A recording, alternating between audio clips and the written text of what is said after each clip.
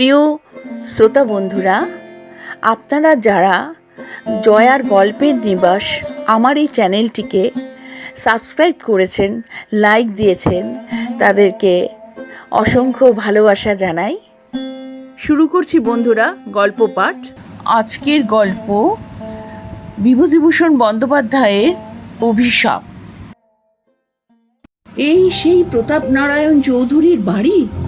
আমি সবিস্ময়ে সেই ভগ্নস্তূপের পানে চাহিয়া দেখিলাম। এই সেই প্রতাপ নারায়ণ চৌধুরীর বাড়ি। সহজে বিশ্বাস করিয়া উঠিতে পারিলাম না। দিনান্তের অস্পষ্ট আলো যাই যাই করিয়াও আকাশের পশ্চিম প্রান্তে তখনও অপেক্ষা করিতেছিল। পরিশ্রান্ত বিহকুলের অবিশ্রাম কুজনধ্বনি রহিয়া রহিয়া তখনও আকাশ বাতাস মথিত করিয়া দিতেছিল। গঙ্গার অপূর্ব তরঙ্গভঙ্গ চিত্তলোকে এক অজ্ঞাত চেতনার সঞ্চার করিতেছিল। সেই প্রদোষের স্নান দ্যুতি বিকাশের অন্তরালে আমি প্রাতঃস্মরণীয় সুবিখ্যাত প্রতাপ নারায়ণ চৌধুরী প্রাসাদের পানে চাহিয়া দেখিলাম। গঙ্গার ঠিক তীরভূমিতে অগণিত লতা পল্লবে মণ্ডিত হতশ্রী প্রতাপ নারায়ণ চৌধুরীর প্রাসাদ নিঃশব্দে দাঁড়াইয়া আছে। নদীর স্রোতের অবিরাম আঘাতে সে প্রাসাদের অনেকখানি ভাঙিয়া চুরিয়া কোন অনির্দেশের পথে বহিয়া গিয়াছে। অতীতের সাক্ষ্যস্বরূপ যাহা এখনো বর্তমান আছে, তাহা সেই হতগৌরবের কঙ্কাল বিশেষ। এখন যেন সেখানে সেই দুর্দান্ত প্রতাপ নারায়ণ চৌধুরীর প্রেতাত্মা বিরাজ করিতেছে। প্রকৃতি তাহাকে আজ নিজের হাতে সাজাইয়া দিয়াছে। অনারম্ভ সৌন্দর্য তাহাকে শ্যামল করিয়া রাখিয়াছে। গঙ্গার বক্ষে একটি নৌকা পাল তুলিয়া পাশ দিয়া বহিয়া চলিয়াছিল। একটি মাঝি গান গাহিতেছিল। তাহার সেই ক্লান্ত কণ্ঠস্বর সন্ধ্যা প্রকৃতির নিস্তব্ধতার বক্ষ চিরিয়া চিরিয়া কোন দূরান্তের এক অপূর্ব সাড়া বহিয়া আনিতেছিল। পলাশপুরের প্রতাপ নারায়ণ চৌধুরীর নাম শোনে নাই এমন লোক খুব কমই আছে। একদা তাহার প্রতাপে সারা পলাশপুর তটস্থ হইয়া থাকিত। কিংবদন্তি আছে যে সেকালে নাকি বাঘে গরুতে নির্বিবাদে একই ঘাটে জলপান করিত। অত বড় ক্ষমতাশালী বর্ধিষ্ণু প্রতিপত্তিশালী জমিদার সেকালে খুব কমই ছিলেন। ইংরেজ রাজত্বের সূচনার দিন হইতে পলাশপুরে চৌধুরী বংশের উদ্ভব। ইংরেজ বাহাদুরকে সর্বপ্রকার সাহায্য করার পুরস্কার স্বরূপ ধৈর্যটি নারায়ণ চৌধুরী এই পলাশপুরের জমিদারি লাভ করেন। ধৈর্যটি নারায়ণ চৌধুরী বংশের আদি পুরুষ। তারই পৌত্র বিজয় নারায়ণ চৌধুরী সিপাহী বিদ্রোহের সময়ে ব্যারাকপুরে বিদ্রোহ দমনে ইংরেজদের যথেষ্ট সহায়তা করেন। তাহারই প্রচেষ্টায় ক্যাপ্টেন লরেন্স সপরিবারে আত্মরক্ষা করিতে সমর্থ হন। ইতিহাসে সেসব কথা নাই বটে, তবে সকলেই সে কথা জানিত। 1857 সালের মার্চ মাসের শেষ দিকে যখন দুর্যোগের ঘনঘটা ভারতবর্ষের রাজনৈতিক আকাশ কালো করিয়া দিয়াছিল, বিজয় নারায়ণ সে সময়ে ব্যারাকপুরে। সেদিনও এমন ছিল। ক্যাপ্টেন লরেন্স বিজয় নারায়ণ চৌধুরীর কর্মকুশলতায় তাহাকে স্বীয় তরবারি উপহার দিয়াছিলেন। বহুকাল সেই তরবারি চৌধুরী বংশের প্রাচীরে অতি সন্তর্পণে অতীত গৌরবের চিহ্নস্বরূপ টাঙানো ছিল। বেলেডাঙ্গার কমল হালদারের সঙ্গে গ্রীষ্মের ছুটিতে তার দেশে গিয়াছিলাম বেড়াইতে। সন্ধ্যাকালে গঙ্গার তীরে ভ্রমণ করিতে করিতে পলাশপুরের চৌধুরী বাড়ির নিকট আসিয়া পড়িলাম। কমল বলিল, এই সেই প্রতাপ নারায়ণ চৌধুরীর বাড়ি। ইতিপূর্বে চৌধুরী বংশের অতীত কাহিনী আমি অনেক কিছুই শুনিয়াছি। তাহাদের সেই বিরাট প্রাসাদের এই দুর্দশা দেখিয়া বাক শূন্য হইয়া গেলাম। এখন মানুষ সেখানে বাস করে না, সেটি এখন হিংস্র পশুর লীলাভূমি হইয়া দাঁড়াইয়াছে। বিজয় নারায়ণ চৌধুরী পুত্র প্রতাপ নারায়ণ চৌধুরীর সময় চৌধুরী বংশের গৌরব চরমে উঠিয়াছিল। চতুর্দিকে চৌধুরী বংশের প্রতিপত্তি ছড়াইয়া পড়িয়াছিল। প্রতাপ নারায়ণের সময়ে যেমন চৌধুরী বংশের গৌরব চরমে উঠিয়াছিল, সেই প্রতাপ নারায়ণের সময়েই তাহার আবার ভাঙন শুরু হয়। অমানসিক দুশ্চরিত্রতা ও প্রচুর মোকদ্দমার ফলে তাহার পতন শুরু হয় মৃত্যুর কয়েক বৎসর পূর্বেই। ঔরঙ্গজেবের রাজত্বকালে মোগল সাম্রাজ্য যেমন চরম সীমায় উঠিয়াছিল, সেই ঔরঙ্গজেবের রাজত্বকালেই আবার তাহার পতন শুরু হয়। বৃদ্ধ সম্রাট বহু দুঃখেই দূর দক্ষিণাপথে প্রাণ ত্যাগ করেন। ঔরঙ্গজেব ছিলেন চরিত্রবান ও ধার্মিক, আর প্রতাপ নারায়ণ ছিলেন ঠিক তার বিপরীত। তাহার অভিধানে চরিত্র বলিয়া কোনো শব্দ ছিল না। মদ ও মেয়ে মানুষ তাহার জীবনে একমাত্র উপাস্য। আর এছাড়া যেটুকু সময় পাইতেন তাহাতে মামলা মোকদ্দমার তদবির করিতেন। তাহার ন্যায় নিখুঁতভাবে মোকদ্দমা তদবির করিতে সেকালে খুব কম লোকই পারিত। অথচ লেখাপড়ার তিনি ধার ধারিতেন না। আইন তো দূরের কথা, কত সতী রমণীর আর্ত ক্রন্দনে নিঃশব্দ রাত্রে চৌধুরী বংশের সুদীর্ঘ রংমহল যে ধ্বনিত হইয়া উঠিয়াছিল, তাহার ইয়ত্তা নাই। তাহাদের সেই ব্যাকুল কণ্ঠধ্বনি ঝিল্লি রবের সহিত তালে তালে শব্দিত হইয়া মরিতেছে। তাহাদের বিকট অট্টহাস্য হয়তো এখনো ভগ্ন প্রাসাদের প্রাচীরে আঘাত খাইয়া খাইয়া ফিরিতেছে। তিনি বিবাহ করিয়াছিলেন ক্ষীরোদা সুন্দরীকে, আর ভালোবাসিয়াছিলেন পত্নীর বিধবা ভগিনী আভাময়ীকে। ক্ষীরোদা সুন্দরীর প্রতিবাদ করিবার সাহস হয় নাই, আর বাল বিধবা আভাময়ী প্রতাপ নারায়ণের প্রেমের তরঙ্গে সংক্ষুব্ধ হইয়া আত্মীয় স্বজনে বিষ দৃষ্টি হইতে আত্মগোপন করিবার জন্য প্রাণ ত্যাগ করেন। এই ঘটনার পর প্রতাপ নারায়ণ আর ক্ষীরোদা সুন্দরীর মুখদর্শন করেন নাই। সেই অভাগী রমণী 4 মাসের শিশুপুত্র সূর্য নারায়ণ চৌধুরীকে বুকে লইয়া স্বামীর দৃষ্টিপথের অন্তরালে জীবন কাটাইয়া দিতে লাগিলেন। আর প্রতাপ নারায়ণের উশৃঙ্খলতার মাত্রা গেল বাড়িয়া। তিনি বাহির বাড়িতেই দিন কাটাইয়া দিতে লাগিলেন। আভাময়ীর প্রতি সমাজের এই অসহনীয় অত্যাচারের প্রতিকার স্বরূপ তিনি তাহার প্রজাদের শান্তির সংসারে দিতে লাগিলেন আগুন জ্বালাইয়া। গৃহস্থ বধূ বা গৃহস্থ কন্যা তাহার ক্ষুদিত দৃষ্টি হইতে অতি কষ্টে আত্মরক্ষা করিত। সারাদিন পথে পথে পাখি মারা বন্দুক কাঁধে লইয়া পাখি মারিয়া ফিরিতেন। সে পথে কোনো স্ত্রীলোকের বাহির হইবার সাহস ছিল না। আর তাহার সঙ্গে থাকিত কানা কালু সর্দার। কানা হইলে কি হয়, চক্ষুষ মানকেও সে হার মানাইতে পারিত। তাহার তীক্ষ্ণ বুদ্ধির বলে প্রতাপ নারায়ণের ক্ষুধা নিবৃত্ত হইত সহজেই। ইংরেজ রাজত্বের এমন ধার বাঁধা আইন তখন ছিল না। প্রতাপ নারায়ণের মহল্লায় তাহার বিখ্যাত লাঠিয়ালদের দৌলতে কাহারও টু শব্দটি করিবার সামর্থ্য ছিল না। লাঠির জোরেই রাজ্য জয় হইত, আর লাঠির জোরেই রমণী সতীত্ব লুণ্ঠন হইত।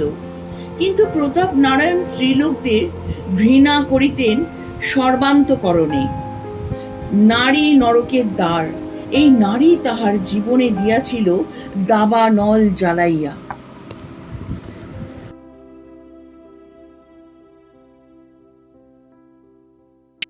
সেবার দুরন্ত বর্ষার এক অবিশ্রান্ত ধারাপতনের দিনে কালু কোথা হইতে এক অজ্ঞাতনামা রমণীকে বহিয়া আনিল। রাত্রি তখন 10টা। চারিদিকে সেই বর্ষা প্রকৃতির গুঞ্জন কোনো এক বিরোহিণীর আর্ত ক্রন্দনের ন্যায় ধ্বনিত হইতেছিল।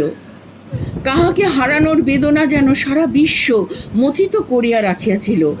প্রতাপ নারায়ণ তখন সুরমা দিয়া তাহার নয়ন প্রান্তে রেখাপাত করিতেছিলেন। কালু আসিয়া ডাকিল, মহারাজ। প্রতাপ নারায়ণ হাঁকিলেন, কে? ও, এসেছে? বিশ্রাম করতে বল। কত দূর থেকে আসছে? 7 ক্রোশ। কেমন? আপনার প্রসাদ পাবার উপযুক্ত। উত্তম। প্রতাপনারায়ণ দ্রুত সাজ সমাধা করিয়া প্রমোদ গৃহে উপস্থিত হইলেন। অভাগিনী তখন সেই বিলাস গৃহের এক কোণে বস্ত্রখণ্ডে সর্বাঙ্গ আবৃত করিয়া কাঁদিয়া মরিতেছিল। মনুষ্য পদশব্দে সেই প্রতাপ নারায়ণের পানে চাহিয়াই বিকট শব্দে আটকাইয়া উঠিল। তাহার আয়ত আঁখি, সর্বোপরি তাহার সেই ভীতি সুন্দর দেহলতা প্রতাপ নারায়ণের প্রাণে এক উন্মাদনা জাগাইয়া দিল। প্রতাপ নারায়ণ তাহার নিকট গিয়া প্রশ্ন করিলেন, তোমার নাম? কোনো উত্তর পাইলেন না। পুনরায় বলিলেন, এই যে বিরাট প্রাসাদ, এই অতুল বৈভব, সবই তোমার। তুমি আজ আমার রানী।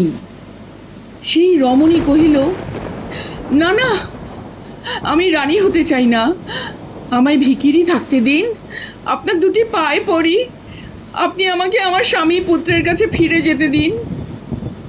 কথা শেষে সে প্রতাপ নারায়ণের পদপ্রান্তে পড়িল।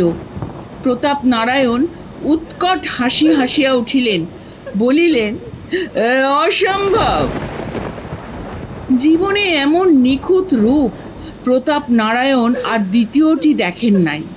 তাহার সেই বিনাইয়া বিনাইয়া কান্না প্রতাপ নারায়ণের নিকট বড় মধুর বলিয়া বোধ হইল। সেই রমণী কহিল, আমায় ছেড়ে দিন, আপনার ভালো হবে। প্রতাপ নারায়ণ হা হা করিয়া হাসিতে লাগিলেন, বলিলেন, আমার ভালো আমি চাই না। আপনি ধ্বংস হয়ে যাবেন, আপনার সর্বনাশ হবে। আমার অভিশাপে এই বাড়িঘর জ্বলে পুড়ে যাবে। প্রতাপ নারায়ণ শিহরিয়া উঠিলেন। সে পুনরায় বলিল, যদি আমি যথার্থ সতী হয়ে থাকি, তবে আমার অভিশাপ কখনো সহ্য করতে পারবেন না। আপনি নির্বংশ হবেন। অবলা রমণীর যে এমন করিয়া মানুষকে অভিশাপ দিবার ক্ষমতা আছে, ইহা ছিল প্রতাপ নারায়ণের বিশ্বাসের অতীত। কিন্তু তিনি পরিমাণদর্শী ছিলেন না আদৌ। তিনি ওই অবলার সাবধান বাণী শুনিলেন না। এই তাহার জীবনের শেষ শিকার। পরদিন সারা প্রাসাদে একটা বিষাদের ছায়াপাত হইল। সেদিন হইতে সেই রমণী আর উঠিল না বা আহার করিল না। 2 দিন পূর্ব হইতে সে উপবাস করিতেছিল। তিল তিল করিয়া সে শুকাইয়া মরিতে লাগিল। সকলে মুখ বিস্ময়ে অভাগীর পানে চাহিয়া রহিল। প্রতাপ নারায়ণ ভয় ব্যাকুল চিত্তে গৃহ ত্যাগ করিয়া চলিয়া গেলেন। উহার বিষাক্ত দীর্ঘশ্বাস সহ্য করিবার সাহস তাহার ছিল না। 3 দিন 3 রাত্রি অসহ্য যন্ত্রণা ভোগ করিয়া অভাগিনী প্রাণত্যাগ করিল। পরিশেষে রানী শ্রী ক্ষীরোদ সুন্দরীও তাহার দীর্ঘকালের শুচিতা ত্যাগ করিয়া এই নরককুণ্ডে আসিয়াছিলেন অভাগিনীর কাছে ক্ষমা প্রার্থনা করিতে, স্বামীর কল্যাণ কামনায়। কিন্তু তাহার সে প্রচেষ্টা ব্যর্থ হইল। যদি আমি যথার্থ সতী হয়ে থাকি, চৌধুরী বংশ ধ্বংস হয়ে যাবে। এই বলিয়া সেই তেজস্বিনী নারী শেষ নিঃশ্বাস ত্যাগ করিলেন। এই ঘটনার 7 দিন পর প্রতাপ নারায়ণ ফিরিয়া আসিলেন, কিন্তু জীবিত নয়, মৃত। পথে তাহার সর্পাঘাতে মৃত্যু হইয়াছে। সূর্য নারায়ণ পিতাকে অনুসরণ করিয়া চলিলেন। অল্প বয়সে সম্পত্তির মালিক হইয়া মো সাহেবের সহায়তায় তাহার ক্ষয়িষ্ণু প্রায় সম্পত্তি ক্রমে ক্রমে নিঃশেষ হইয়া আসিতে লাগিল। পিতার ন্যায় তিনিও ছিলেন অপরিমাণদর্শী। ভবিষ্যতের কথা ভাবিবার অবকাশ তাহার ছিল না। পরস্ত্রীতে লোভ তাহার ছিল না সত্য, তবে তাহারও নেশা ছিল। শহর অঞ্চল হইতে সব বিখ্যাত বাইজি আনার নেশা তাহাকে পাইয়া বসিয়াছিল। তাহার জন্য তিনি মুক্ত হস্তে ধন ব্যয় করিয়া যাইতেন। লখনৌ, দিল্লি, আগ্রা, বেনারস, লাহোর, বোম্বাই, কলিকাতা ইত্যাদি অঞ্চলের শহরে সুপ্রসিদ্ধা বাইজিগুলের পদরেণুপাতে তিনি তাহার পিতৃপিতামহের পবিত্র প্রাসাদ ধন্য করিতে মাতিয়া উঠিয়াছিলেন। তিনি দিনরাত তাহাদের সুর লহরী ও রূপ মাধুরীতে মগ্ন হইয়া থাকিতেন। বিবাহ করিয়াছিলেন যথা সময়ে। যদিও পিতার ন্যায় তিনি তাহার পত্নীকে ঘৃণা করিতেন না, তথাপি তাহার দিন কাটিত বাহির বাড়িতে। গভীর রাত্রে অতিরিক্ত তাগাদার ফলে মাঝে মাঝে টলিতে টলিতে অন্দর বাড়িতে উঠিয়া যাইতেন নিতান্ত অনিচ্ছায়। অধিকাংশ রাত্রি তাহার এই বাহির বাড়িতে কাটিত। তাহা ছাড়া দেশ ভ্রমণ তাহার জীবনের একটি বিশেষ অঙ্গ ছিল। একটির পর একটি করিয়া তিনি দেশ দেখিয়া বেড়াইতেন। কত তীর্থক্ষেত্রে গিয়াছেন, অথচ দেবতা দর্শন করেন নাই। দেব মন্দিরের নিকট হইতে ফিরিয়া আসিয়াছেন। বলিতেন, জীবনে তো অনেক পাপ করেছি, মিথ্যে পবিত্র দেব মন্দির আর কলুষিত করি কেন? অকস্মাৎ একদিন সূর্য নারায়ণ কাহাকেও কিছু না বলিয়া কহিয়া অতি অসময়ে বিসূচিকা রোগে দেহত্যাগ করিলেন। মৃত্যুকালে তিনি তাহার নাবালক পুত্র শঙ্কর নারায়ণ চৌধুরীকে দেনার দায়ে আকণ্ঠ ডুবাইয়া যাইতে কুণ্ঠিত হন নাই। শঙ্কর নারায়ণ যখন সাবালক হইলেন, তখন তিনি তাহার সম্পত্তির মধ্যে তাহাদের প্রাচীন বসতবাটি ছাড়া আর কিছুই দেখিতে পাইলেন না। চারিদিকে রায়ের পথ রুদ্ধ হইয়াছিল। বনেদি বংশের ধ্বংসাবশেষ লইয়া চৌধুরী পরিবার বিভীষিকার ন্যায় দাঁড়াইয়া রহিল। গহনা বিক্রি করিয়া শঙ্কর নারায়ণ মানুষ হইয়া উঠিলেন। তিনি কিন্তু মানুষ হইলেন তাহার পিতা বা পিতামহের বিপরীত প্রকৃতি লইয়া। ইংরেজি শিক্ষার তিনি ধার ধারিলেন না, তবে অবিচলিত চিত্তে সংস্কৃত অধ্যয়ন করিয়া যাইতে লাগিলেন। তাহার মধ্যে কেমন যেন ধর্মভাব জাগিয়া উঠিল। তিনি অল্প বয়স হইতেই ধার্মিক হইয়া পড়িলেন। সামাজিক আচার অনুষ্ঠানে তাহার প্রগাঢ় শ্রদ্ধা। গৃহদেবতা লক্ষ্মী জনার্দনের পূজায় ক্রমে ক্রমে তিনি আত্মনিয়োগ করিলেন। তিনি ছিলেন অত্যন্ত গম্ভীর প্রকৃতির মানুষ। কাহারও সঙ্গে বড় একটা কথা কহিতেন না। বাড়িতে খাইতেন, ত্রিতলের ঘরে বসিয়া থাকিতেন, কোথাও বাহির হইতেন না। রুদ্রাক্ষের মালা গলায় পরিয়া গেরুয়া বসনে সর্বাঙ্গ মণ্ডিত করিয়া তিনি সন্ন্যাস জীবন যাপন করিতে লাগিলেন। অবসর সময়ে তিনি তাহার প্রিয় বেহালাখানায় বসিয়া ছড়ি ঘষিতেন। রাত্রির নিস্তব্ধতার বক্ষ চিরিয়া সেই রাগিনী কোন বন্দিনী বিরোহিণীর আর্তক্রন্দনের ন্যায় শুনাইত। ক্ষয়িষ্ণু চৌধুরী বাড়ির গৃহলক্ষ্মী যেন ওই ভাষায় গুমরাইয়া গুমরাইয়া কাঁদিয়া মরিত। শঙ্কর নারায়ণও তাহাদের বংশের ধারা বজায় রাখিয়া অল্প বয়সে বিবাহ করিয়াছিলেন এবং খুব অল্প বয়সেই তাহার পুত্র হইয়াছিল। তাহার পিতৃপুরুষদিগের ন্যায় তিনি তাহার পত্নী কল্যাণীকে ঘৃণা করেন নাই সত্য, তবে তাহাকে যে ভালোবাসিতেন এ কথা হলফ করিয়া বলা যায় না। তিনি পত্নীর প্রতি তাহার কর্তব্য সম্পাদন করিতেন মাত্র। সারাদিন প্রায় তাহার গৃহদেবতার ধ্যান ধারণায় কাটিত। তিনি নিত্য অত্যন্ত সুচিতা সহকারে দেবতার আরাধনা করিতেন। গভীর রাত্রে পূজায় বসিতেন। যাহা জুটিত সেই সামান্য দুটি সাকান্ন মুখে দিয়া তিনি আবার তাহার সেই ত্রিতলের গৃহে যাইতেন। বাড়ি হইতে বাহির হইতেন না আদৌ। দিন দিন চৌধুরী বংশে যেন নিশ্চিহ্ন হইবার পথে আগাইয়া যাইতেছে, তাহা দেখিয়া তিনিও ধীরে ধীরে শুকাইতে লাগিলেন। আর ততই তাহার গৃহদেবতার পূজার মাত্রাও বাড়িয়া যাইতে লাগিল। তিনি পাগলের মতন হইয়া গেলেন। তাহার জীবনের একমাত্র কামনা হইল, বিত্ত চাই, অর্থ চাই, ঐশ্বর্য চাই। তিনি কেবল প্রার্থনা করিতেন, দেবতা আবার যেন চৌধুরী বংশের নষ্ট সম্পদ ফিরাইয়া দেন। এহেন কালে একদা চৈত্রের এক অমাবস্যার রজনীতে শঙ্কর নারায়ণ স্বপ্ন দেখিলেন, যেন তাহাদের গৃহলক্ষ্মী চৌধুরী বংশ ত্যাগ করিয়া যাইতেছেন। তাহার অপূর্ব জ্যোতিতে বিশ্বভুবন আলোকিত। একটা সুস্নিগ্ধ সুবাসে দিগন্ত ভরিয়া গিয়াছে। শঙ্কর নারায়ণ তড়িৎ পদে উঠিয়া গিয়া দেবীর পথরোধ করিয়া দাঁড়াইলেন। দেবী তাহার বিষণ্ণ মুখে যেন বলিলেন, বাছা, পথ ছাড়, আমায় যেতে দে। শঙ্কর নারায়ণ কাঁদিতে লাগিলেন। মা, আমাদের এমনি করে ছেড়ে যাচ্ছ মা। দেবী নিষ্ঠুরভাবে হাসিলেন। নিত্য না খেয়ে তোমার পূজার আয়োজন করেছি মা, তবু তোমার ক্ষুধা দূর হয়নি। না, আমি রক্ত চাই। কার রক্ত মা? তোর ছেলের। দেবী অন্তর্হিতা হইলেন। অমনি শঙ্কর নারায়ণের ঘুম ভাঙিয়া গেল। ঘামে তাহার সর্বাঙ্গ ভিজিয়া গিয়াছিল। তিনি উঠিয়া রোদন করিতে লাগিলেন। রাক্ষসী, এ কি পরীক্ষা তোর? তখনও তাহার সেই গৃহে দেবীর পদ্মগন্ধ বিচ্ছুরিত হইতেছিল। শঙ্কর নারায়ণ বিচলিত হইলেন না। চৌধুরী বংশ তাহার পুত্রের চেয়েও অধিক মূল্যবান। তিনি বলিলেন, তাই হবে মা, তাই হবে। তুমি এই অভাগাকে ত্যাগ করো না।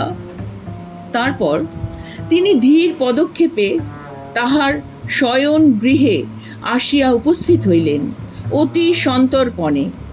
কল্যাণী তখন ঘুমাইতেছিলেন, আর তাহার পুত্র মাতার স্তন্য পান করিতেছিল ঘুমন্ত অবস্থায়।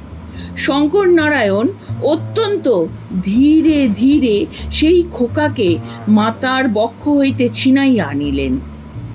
কল্যাণী সারা দিনের পরিশ্রমে ক্লান্ত হইয়া ঘুমাইতেছিলেন। তিনি একবার পাশ ফিরিয়া শুইলেন। শঙ্কর নারায়ণ খোকাকে পরম স্নেহে তাহার বুকের মধ্যে করিয়া গৃহ হইতে বাহির হইয়া আসিলেন। শো শো শব্দে সারা প্রকৃতি যেন উন্মাদ তাণ্ডবে মাতিয়া উঠিয়াছিল। খোকা পিতার বাহু মধ্যে ঘুমাইতে লাগিল। তারপর খোকাকে গৃহদেবীর সম্মুখে নিজ হাতে বলি দিলেন। একবার হয়তো সে কাঁদিয়াছিল, কিন্তু বাহিরের সেই ঝড় জলের মধ্যে সে কান্না হয়তো শোনা যায় নাই। রক্তধারায় সারা গৃহ ছাইয়া গেল। ভয়ে বিস্ময়ে তিনি কিন্তু দিশেহারা হইলেন না বা বেদনায় মুচড়াইয়া পড়িলেন না। হোমের জন্য যে বালি ছিল তাহা আনিয়া সারা রাত্রি তিনি সেই রক্তচিহ্ন মুছিতে লাগিলেন। চৌধুরী বংশ বড় হইবে, জীবনের এই একমাত্র আকাঙ্ক্ষা আজ তাহার পূরণ হইয়াছে। এই সান্ত্বনায় পরম তৃপ্তিতে সেই বালির উপরেই রাত্রি শেষের দিকে তিনি ঘুমাইয়া পড়িলেন। দিনের আলো ফুটিতে না ফুটিতে কল্যাণী উন্মাদিনীর ন্যায় ছুটিয়া আসিয়া স্বামীকে জাগাইলেন। ওগো, খোকা কোথা গেল? শঙ্কর নারায়ণ স্ত্রীর পানে চাহিতে পারিলেন না। খোকার মৃতদেহ তখন ভাগীরথীর খরস্রোতে কোন দূরান্তরে ভাসিয়া গিয়াছে। সেই রক্তমাখা বালুকা রাশি তার শেষ চিহ্ন।